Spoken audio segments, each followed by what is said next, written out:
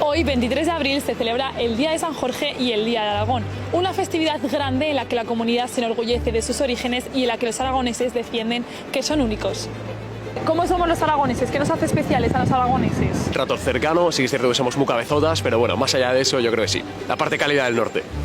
Primero el orgullo de ser aragoneses, después unos principios fuertes, porque somos personas muy tenaces. Querer a nuestra tierra, el luchar por ella y el ser capaces de reconocernos como aragoneses por el mundo, pues siempre es un orgullo. Llevamos fama de buena gente, en fin, y todo el mundo que viene por aquí pues se queda contento.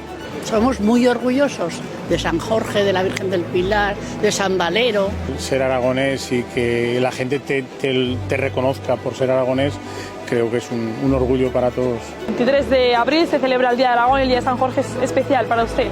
San Jorge de miedo, y le tenemos mucho cariño y lo celebramos por todo lo alto.